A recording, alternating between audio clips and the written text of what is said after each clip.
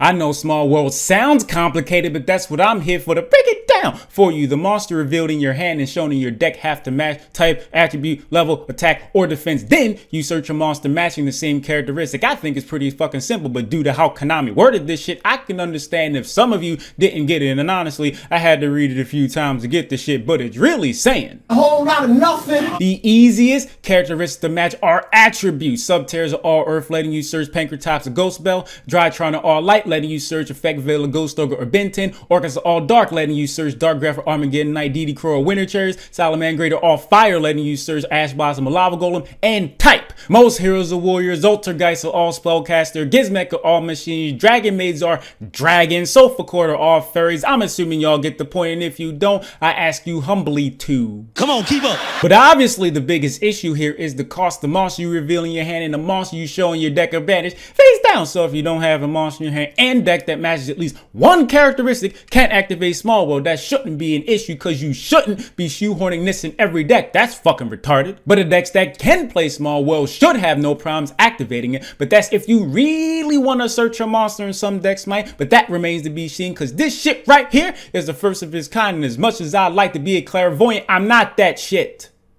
That said, thanks for watching. My Patreon, Cashapp, Venmo, PayPal's in the description, and so is my Discord server link. What's the question? Have you ever been in a fight?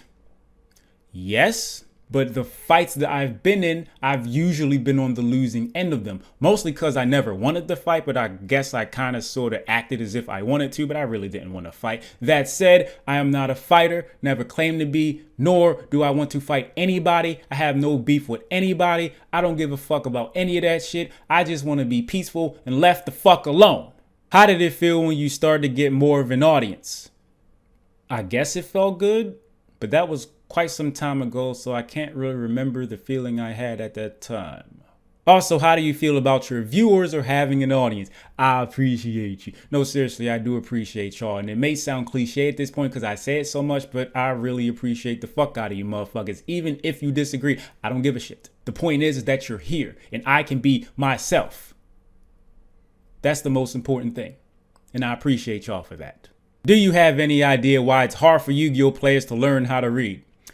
It's not about reading, it's about what happens when you read something. So if you've read a book ever in your life, and I'm assuming you have, you summarize something, right? Here's how the book went, and then you summarize it. You're not talking about every fucking line of text verbatim unless you got real good memory like that. I don't got that shit. I summarize. And most of you do too, at least I'm guessing. So it's pretty much the same thing with Yu-Gi-Oh cards, more specifically cards that have minor nuances and caveats and shit with situations that never really come up. But there's one particular fucking time it comes up and you're like, damn, that's what that card do? I think that's more so the issue than not reading.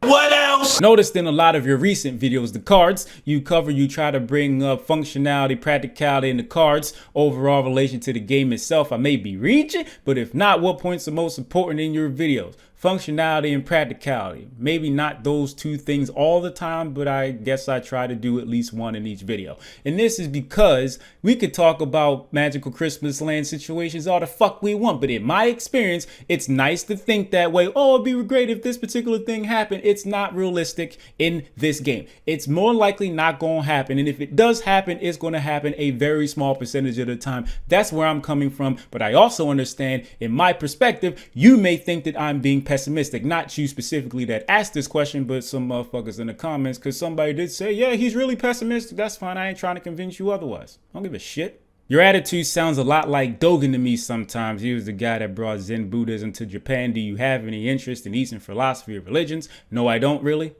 Or have you just stumbled into the attitude by accident? It wasn't necessarily by accident, but I'll say this, because if I was to really explain how I became the way that I am right now, we'd be here a while, and I'm not going to do that. It was a recontextualization of my worldview. That may sound ambiguous. Don't give a fuck. That's just what it was. What song does the quickie clip come from? I've been avoiding this question because I don't necessarily want to tell y'all where I got the clips, because the way I see it, I'm the one that found the clips, most of them, so you can find them your damn selves, but I will do you this one favor. Not really a favor, but you know what I'm saying. Look up J. Kelly on YouTube. It should be the first video. I be nuttin' in these bitches. That's literally the song. You're welcome. Hashtag what's the question. I appreciate y'all. A lot.